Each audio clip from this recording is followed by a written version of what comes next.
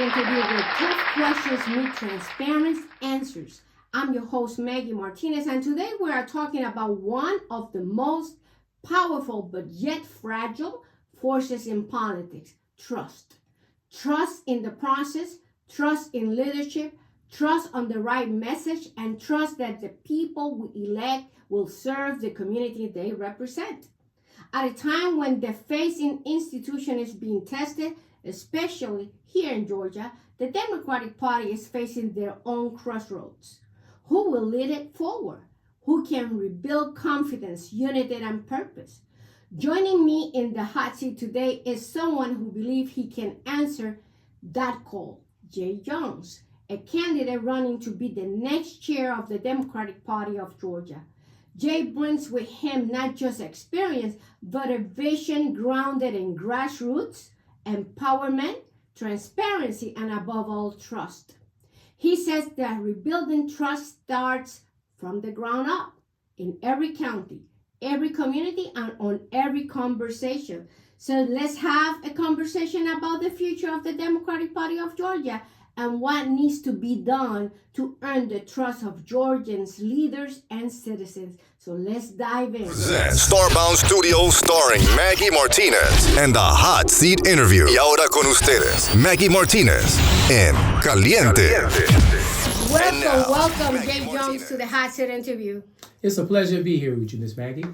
Well, you know what's going on. So many demonstrations, right? Hand off, and all this is against Donald Trump and all his decision about tariff and all the people that he laid off. Yes, what is ma'am. your take about this? Well, my take on it is I'm glad people are stepping forward, stepping out, and doing mass protests across the United States of America. Seeing that right here in our home state of Georgia, throughout the state of Georgia, us getting together, mobilizing and having those candid conversations, and not just conversations, but actually mobilizing and making it a full force effort out there in the streets, saying, hey, we're standing together against Trump and hands off on what belongs to us. Well, can you share more information about your background and how your experience as a vice chair, commissioner for Chatham? So those that don't know what Chatham is, it's Savannah, right? Yeah. County Board of Commissioners, chair for the Chatham Democratic Committee, and first congressional district chair. He has a lot of experience, Yes, a plethora of experience. So, appreciate that. Yes, tell us a little bit about you. Well, I'm come from the old mantra of the best leaders are the people who are those who go from the bottom and work their way up to the top. I love that. And so I've been a post seat holder, which is the lowest tier person within the party structure, all the way now to a first congressional district chair, which is one of 14 seats that manage and govern the whole state of Georgia. And so I have 15 counties all the way down to Florida, all the way to South Carolina, and then west to our neighboring congressional district, the 8th district. And that allows me the latitude to work with 14 different leaders. And you'll see a perspective that Georgia has 14 different mentalities. And it's important for us to identify those 14 different mentalities. And it also brings to the table, to the light of the whole party structure, that there are a couple of mentalities that have been ignored from the party for quite too long. And this is our opportunity to resonate this conversation by running for chair.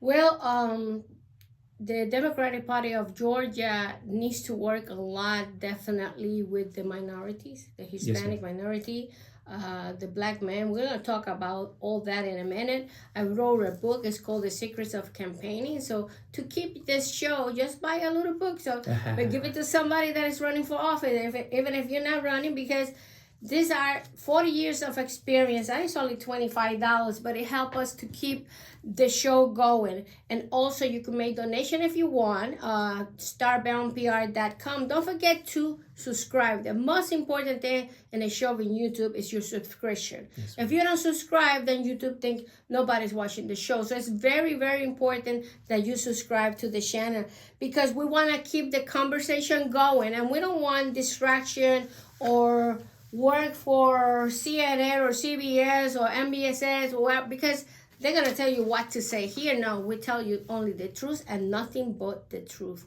Well, you mentioned it that your campaign is not about titles. Just so you know, Jay Jones is running for chair of the Democratic Party of Georgia. It's about trust. Yes, I think trust is everything. If you Trust don't is have key. trust with your employees, with your family, nothing is there. So what specific events or issues within the party led you to prioritize restoring trust and central theme of your campaign? Well, one thing, being a longtime member of the party and actually being the chair of a county in the party, you see a lot of maneuverability. You see a lot of the conversations that Metro Atlanta is the focal point of the party because it's the greater good. I mean, it's the low hanging fruit. It's the opportunity where you don't really have to put a lot of resources, time, and effort into. And so now you go down to Chatham County is the anomaly because we're the fifth largest county in the state of Georgia. So if you look at the top 10 counties in the state of Georgia, 9 of them are in Metro Atlanta. The only county that's not in Metro Atlanta in the top 10 is Chatham County, and we sit at the 5th seat. And because we sit there, we're always classified as rural and not as urban like the other 9 that sit in that top 10. And that brings a conversation piece of we need to see that we're not rural and we can give great presentation and opportunity to move the state forward. And so by saying the trust or mistrust, maybe I want to allude to that conversation of buy-in into southern states or southern areas or areas outside of Metro to give that earnest conversation of giving them an opportunity to be able to serve. And you need to come to Hampton because we never see anybody from the party in this area. I have been in this party 25 years since I moved to Georgia, and I never saw anybody to come here and, from the party or do a town hall meeting or something that will make you feel part of it, because this is about trust, but it's also how you welcome people into the party. Because sometimes the gatekeepers, they don't help. They really don't help. Well, in 2004, U.S. presidential election, approximately 13% of black voters supported Donald Trump. When I wake up that night around 3 o'clock in the morning and I saw the stats, my heart broke. My heart broke because black men, Hispanic women, they need to vote for those leaders that will bring to the table the things that you need to, have a quality of life. What is your take about what happened? Because I'm still surprised. Well, that's a good point you brought up. And if you'll learn me, Maggie, rather than fighting the fight of things that's already happened, I try to come with solution-based conversations. In doing so, I joined the Diversity, Equity, and Inclusion Committee within the party structure, led by Chair Bev Jackson, and she is phenomenal in the conversation of if they're going to say black men, Hispanic men are the reasons why we lost the elections, let's pull that data out. Let's pull that conversation out. That's right. And let's go around the whole state of Georgia and have those conversations with black men and Hispanic men. And so the DEI, diversity, equity, inclusion, too bad Trump can't get a hold of that because we're going to make sure he can't get a hold of that.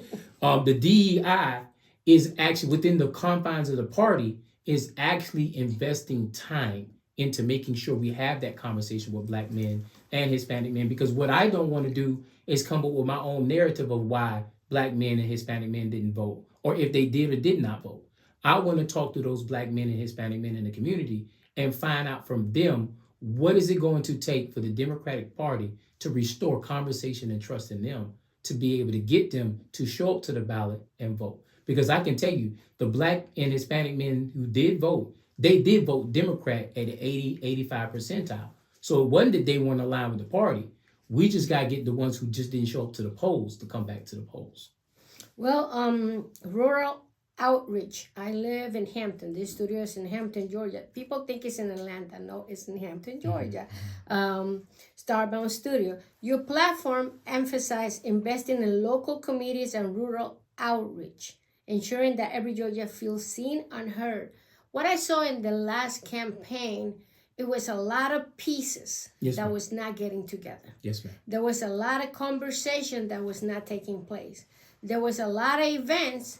I live right here in Hampton. The church is right there by the first road, 1941. Kamala Harris came here. I was a state member, and I also was many positions within the party. They did not invite me. So the communication needs to flow. But like you said at the beginning, trust is everything. I agree. And that definitely needs to build up. Yes, ma'am. In terms of how do you plan to allocate resources and attention to rural counties and small towns that often felt overlooked? Well, you said a mouthful right there, Ms. Maggie. Understanding this, we have in the Democratic Party a structure. You have your executive committee that leads into your congressional district chairs. Your congressional district chairs lead into county chairs and county committees. So you have a structure. But if we're not willing to put that structure out as a leading agent for for democracy in the Democratic Party, we're going to continue to lose. Yeah. That's why we need a chair who understands the structure. That's why we need a chair who understands a post seat holder all the way to a congressional district chair to how the executive committee should work. You know, I have executive leadership in my background. I've been executive leadership in different organizations through my lifetime. And I've always learned the biggest thing. You're as strong as the smallest person in your organization. That's right. Because if you don't take care of that smallest person in your organization will ultimately fail. And another thing is when you call the Democratic Party, it's nobody Yes. over there to answer phone calls. It's very difficult to reach anybody. It's just through email, very impersonal. We need to bring trust, but we need to be a warming situation here. Let's make people feel welcome, because that's the most important thing. Well, a party is about a platform, but a party is about money. Mm-hmm. And certainly we cannot do what we need to do if the Georgians don't have the, I will say let's give you, even if you can only give $5, $3, $10, I don't see the culture of giving in Georgia. Mm-hmm. How are you going to work raising money for the Democratic Party? So this is a convoluted question that has a convoluted answer. Mm-hmm. Georgia doesn't have a problem of raising money. I can tell you this now. Last year in 2024, Kamala Harris in Georgia raised close to $100 million. And that came from Georgians. That came from Georgia. So what that means is $100 million came out of Georgia and went into a campaign. Now, if you know the numbers, $1 billion was raised. So almost 10% of the revenue that was raised in Georgia for Kamala Harris's campaign came from Georgians. So we don't have a fundraising problem. We have a problem of trust that the people who donate money to the system in Georgia don't feel the Democratic Party is the apparatus that actually push that money. And what we have to do is we have to regain trust in the people who give money to candidates and let them understand that they can also give money to the party. And that's on us to go out there and push that narrative, because I'm going to tell you right now, raising money ain't the hard part. Building trust is the hard part. And that's what we need to be focused at. Well, it's a saying in the Bible that says, if you don't ask, you don't receive. Yes, so it's important that the people that are listening today know the importance of supporting Jade into the position as chair of the Democratic Party of Georgia. Well, year-round organizing, you advocated for establishing year-round organizing rooted in the community needs. Mm-hmm. Can you elaborate on how this continuous engagement will happen? Well, what we learned in 2020, what we learned? I'm going to take it back even further. What we learned in 2008 from Obama when he first ran. When Obama first ran, he made it where the regular, ordinary man was also as important as major donors. He said, well, if you can't afford $100, give me 5, 10, 20. That's what he did. If you can't afford this, then give me your messaging and give me your conversation. Talk to your churches, talk to your people. And what happened in 2018 was historical. We won. We won in 2012. But then we forgot that message that we need to bring the small people back into the conversation because we wanted to go after big donors. Mm-hmm. And my thing is, I'm not against big donors because I understand the place where big donors play at. But in the end, when it comes down to it, day of election is about who goes and votes. Mm-hmm. And when if we're not putting the right messaging out there to get that message to vote, then we're going to keep losing. And what we learned in 2020 was the fact that grassroots all these grassroots organizations, the 9 to 5s, the People's Agendas, all these, Black Lives Matter, all these organizations spun up because you know why? We weren't doing the job we were supposed to be doing as the grassroots support leaders. And you know what those organizations did? They took all the Democrats who actually was moving the narrative and they brought them into their organizations. And thank God they were good Democrats by heart. That's how we won. We have to get back to the basics. We have to bring our family back into the family and use those people from our family and push the democratic process. Well, the vision for 2026 and beyond, how do you plan to build permanent infrastructure that works continuously across the state rather than operating on a campaign-by-campaign basis? And I always thought why Clayton County doesn't have an office that we own. It's like we have to look for a place all the time, then we don't find a place or it's expensive.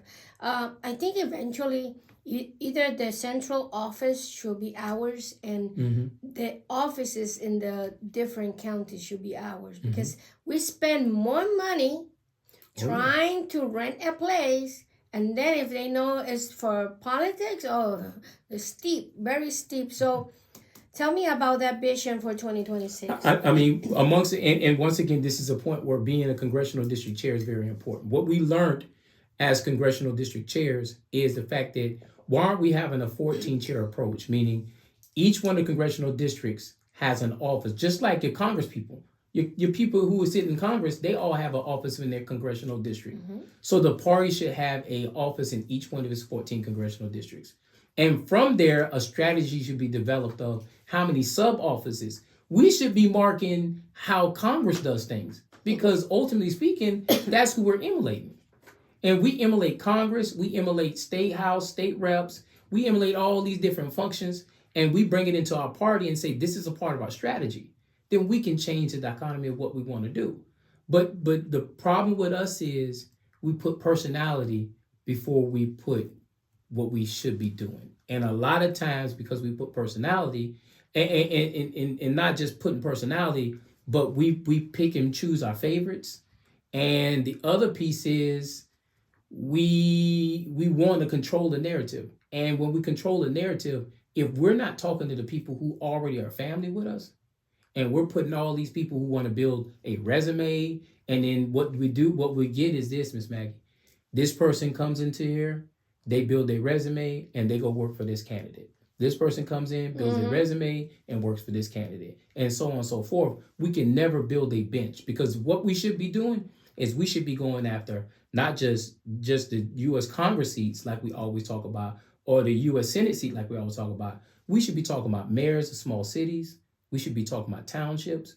We should be talking all municipalities. We should talk about all state house, state rep seats. I don't care if it's a plus 30 on the Republican side. We should be challenging every narrative out there in the community, because that's what also worked for us in 2020. We challenge everything. We have to continue that mentality. Well, Jay Jones is running for chair for the Democratic Party of Georgia. That's the whole state, just so you know. And James, look at that camera and tell people what they should vote for you. Well, I'm make it simple and plain. The reason why I need you to come out there and vote is because I come from the system. I didn't just jump out there from one seat and say I want to be the chair.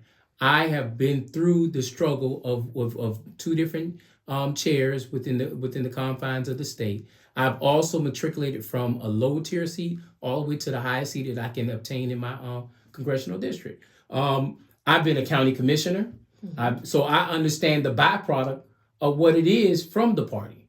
And so we understand that within the confines of the party, we can be doing greater. And I would like to see a Democratic governor in this day and age actually come from the Democratic Party. So it's very important for me to be out there, be on the ballot, being out here talking to people, giving great conversation, because the latitude of this conversation is going to go across the whole state of Georgia, and not just the state of Georgia. This position is positioned for us in the United States of America as well. That's right. And so that's why it's very important. Well, when is the election, Jay? The election date is May the 3rd, and it's in Metro Atlanta. I encourage you, even if you're not a state committee member, because only state committee members can vote, But this election is so important that when you get that time and location for this place, you need to be in that building, because we want to make sure if you're a Democrat, you need to be present at that meeting. And the meeting starts at 11 a.m. It's always good to come a little bit early. Yes, for the park. What's your website, Jay? It's jjonesforgeorgia.com. It's a survey on there currently speaking, and it has it rolls our platform that's shared on social media. Okay, excellent. And in Facebook and social media, you're still the same, J Jones. Yes, So ma'am. It was only 30 days on the election cycle, so we just said we're just gonna roll and use what we normally would use. What would be your closing remarks for today? Georgia, this is very important as far as an election is concerned within American politics. We can protest, we can holler, we can scream. It's 4 things I always tell people all the time. If we're not running, if we're not voting, if we're not holding people accountable, we cannot expect anything different to happen in our democracy. And so I encourage you, get out there and vote, get out there and run, and get out there and hold people accountable so we can have a better democracy in this country. Are you accepting donations for this race? I'm always accepting any kind of donation out there. You can go to my website and ask that question, and we'll be able to direct you as far as how you need to contribute. Well, we spoke with Jay Jones. He's running for chair of the Democratic Party of Georgia. Don't forget to visit his website. It's important that you know what he's thinking. And his main thing is trust. And how can we work with the leaders and the state members and the executive meeting and the people that is at the bottom, yes, to make sure that in 2026 we have a president that is Democrat and a governor that is Democrat. I'd love to hear that. Jay, thank you for coming to the Hot Seat interview. Thank you, Maggie. Thank you for always being the great person you have always been to me. Well, this is Maggy Martinez, the Hot Seat interview. Until next time.